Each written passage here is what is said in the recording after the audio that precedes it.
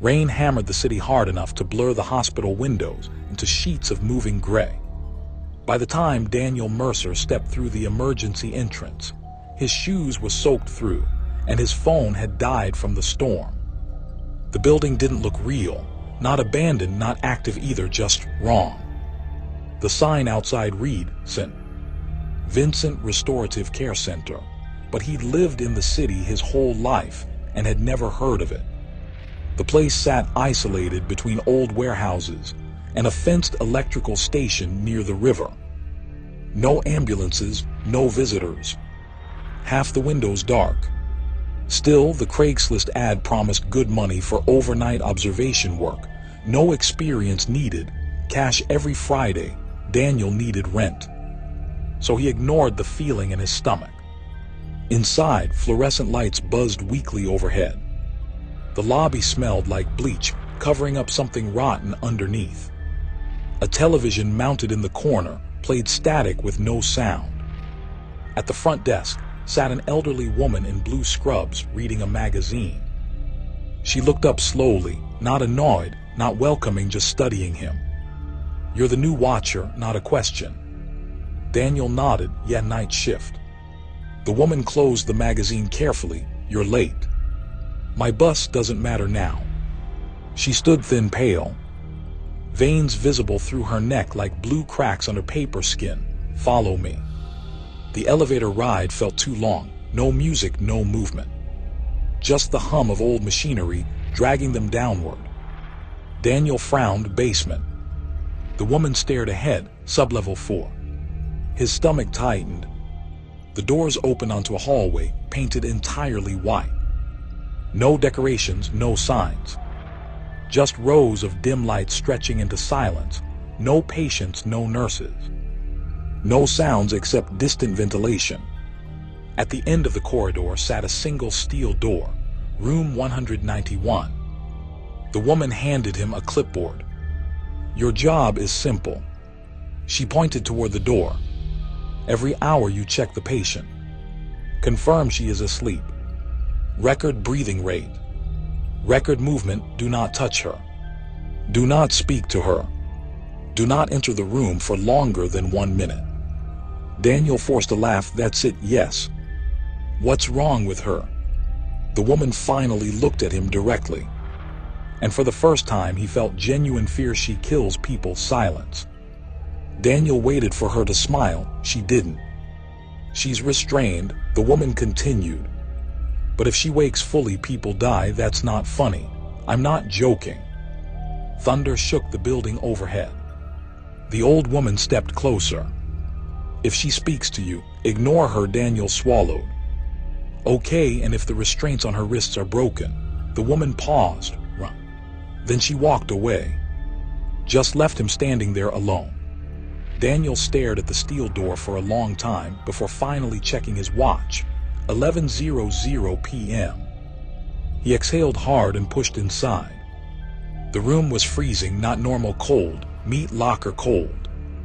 His breath fogged instantly. The lights were dim, except for a monitor glowing green beside the bed. At first he thought the bed was empty, then he saw her. A woman strapped down beneath layers of restraints. Leather around her wrists, chains around her chest, metal cuffs bolted directly into the bed frame. Her face was partially hidden by dark hair, thin, motionless. An oxygen tube rested beneath her nose. The monitor beeped slowly. Daniel stepped closer carefully. The woman looked young, maybe early 30s, but something about her skin bothered him. It looked stretched too tightly over her face, like it barely fit. He checked the clipboard. Patient 191 status. Sedated, do not wake. As he turned to leave, her lips moved barely. "Please." Daniel froze. "Don't leave me alone with her." He stared. The woman's eyes were still closed. His skin prickled. "Hello." Her mouth twitched again. "She comes when I sleep." The heart monitor suddenly jumped faster. Beep, beep, beep. Daniel backed toward the door immediately. The woman's eyes snapped open, bright blue, too bright, and locked directly onto him. For one horrible second, her expression looked completely sane, terrified, even. Then her face changed, not physically, emotionally. Like something cruel slid behind her eyes. A smile spread slowly across her lips. "Daniel," she whispered. His blood went cold. He never told her his name. The restraints creaked just slightly. Daniel stumbled backward and slammed the door shut. Outside in the hallway, his heart pounded so hard it hurt. He wrote on the clipboard with shaking hands, 11:00 p.m., patient asleep. He lied without even realizing it. By 1:13 a.m., things started changing. The lights flickered constantly now. And every time Daniel looked down the hallway, he thought it seemed longer than before. The silence felt heavier too, like the entire floor was listening. He tried using his phone again, no signal. At exactly 2:00 a.m., he opened room 191 for the third check. The restraints were tighter now. Pulled so hard against the bed frame, the leather groaned softly.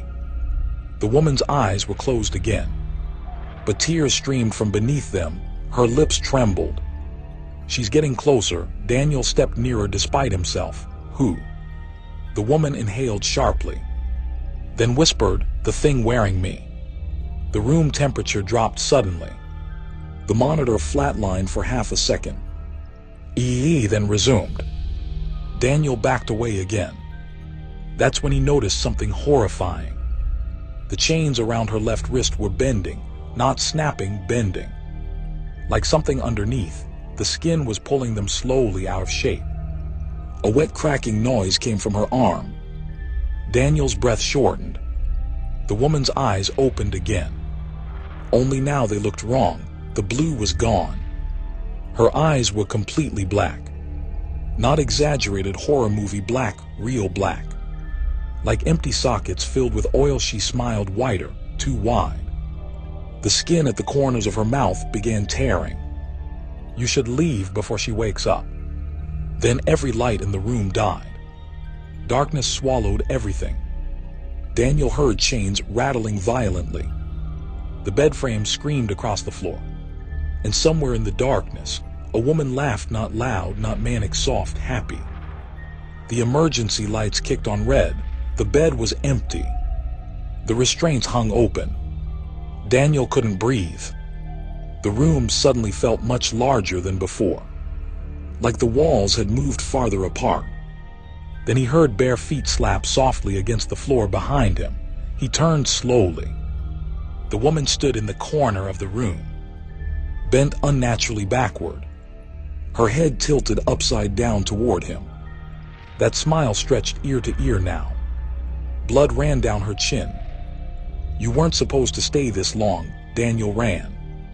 The hallway lights pulsed red as alarms finally screamed somewhere deep below the building. He sprinted blindly through the corridor while distant footsteps echoed behind him, not running, walking, slow, patient.